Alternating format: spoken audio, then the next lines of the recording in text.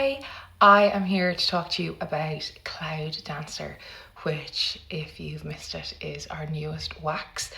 It smells amazing. It's so fab. So I just want to run through a couple of things about it.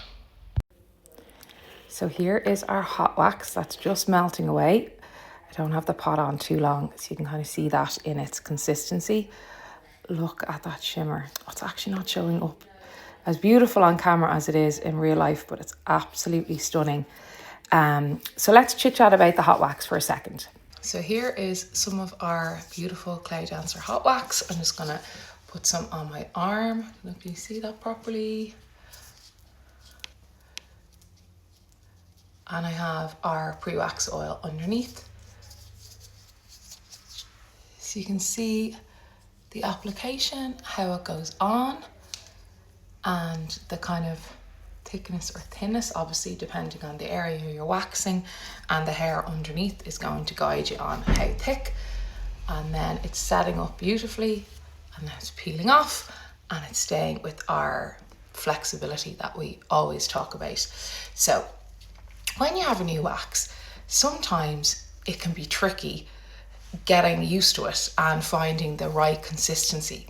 And the thing with wax is not everybody is going to have the same number on their pot, the same temperature, the same room, the same environmental factors to give you an absolute solid answer.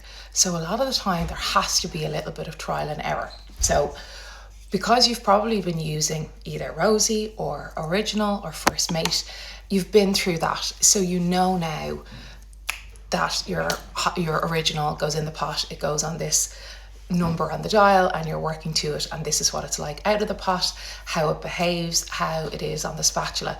But now you're trying a new one and you have to kind of start from that again, which I understand can be not frustrating, but you forgot that you already went through that with the Original because you're so used to Original.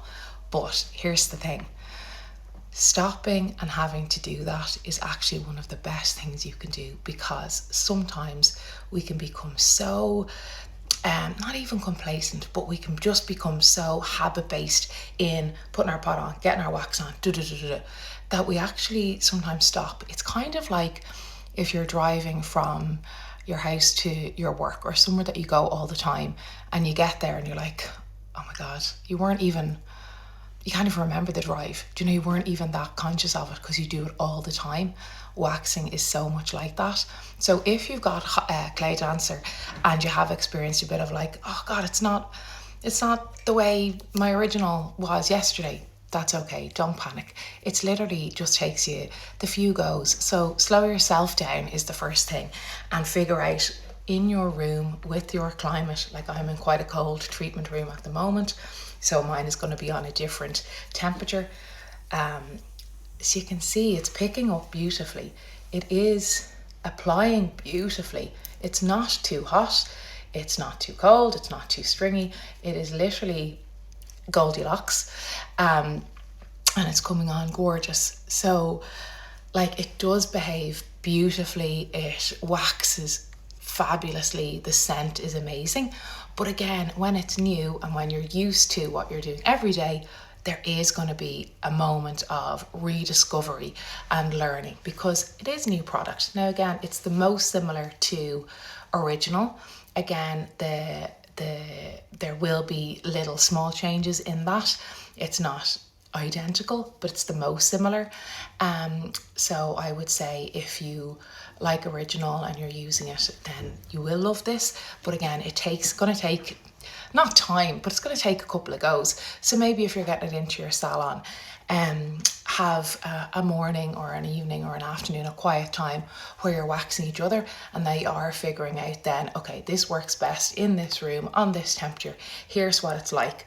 So, you know, don't get overly frustrated or try and just go straight into it. You know, it is a new product, so you want to get to learn about it. And here is our gorgeous, actually obsessed with this, strip wax in Cloud Dancer. It is so, so beautiful. Oh, it's just fabulous. Honestly, I know I keep saying it, but I wish you could smell the fragrance, it's so stunning. I've never smelled anything like it. Now, when it comes to Cloud Dancer strip wax, and I actually have one here, when it comes to Cloud Dancer strip wax, it's going to be more like Rosy Pearl strip wax. And the reason I say that is because the colour. So Rosy Pearl, we're always saying it's for very experienced waxers. And why we say that about Rosy Pearl strip wax is when you apply Rosy Pearl or when you apply Cloud Dancer, it can be tricky to see, okay? It doesn't have the same guide colour as obviously the original, with it being the purple, or First Mate with it being the dark navy. So it's very light, and that can be an issue for some people. That mightn't suit some people. Now, I would argue that everybody should be able to wax perfectly with a lighter coloured wax, because it will make you a better waxer.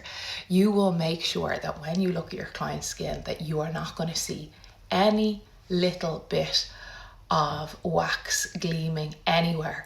So you're making sure you're removing every single bit of wax, so that when that client goes home, gets undressed, takes off their trousers, their jeans, their tights, that they don't have any sticky bits, any residue, any evidence at all that they have been waxed by you. That is so important, because it means you've removed all the wax. So what can happen if you're not being very careful, if you're not looking very closely, is you're removing your wax, you're thinking you're removing it all. The client's going to turn over on the bed and they'll either stick to the couch roll because there's still some sticky residue on their legs, or you'll feel like you didn't get everything off, or they'll go home and come back and say, I was left with it, because you haven't seen it, you haven't been looking. So for a wax like this, unless you're used to Rosy Pearl and you're used to it, a wax like this, you need to be really on the ball. You need to be looking. And again, like I was saying for the hot wax, that's only a good thing, because you're really looking at the area you're waxing with fresher eyes. You're not just going out of it in habit. You're really looking, really taking that time and consideration. And again, it's giving your clients just that little bit extra care and attention, which you're already doing, but on another level. And honestly, once you start waxing with it, it's so good. So use what you have available to you. Use your extra lights, your ring lights, your mag lamp, whatever it is. Use your client to move their arm, their leg around, so that you can see. Maybe you can't see it at that angle, you twist it, you can see it at this angle.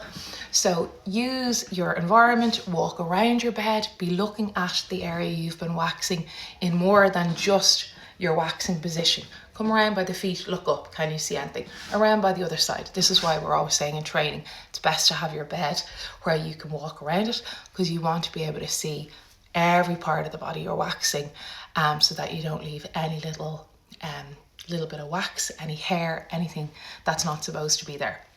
So I'm going to remove this from my own arm. 1 second. Okay, I'm back.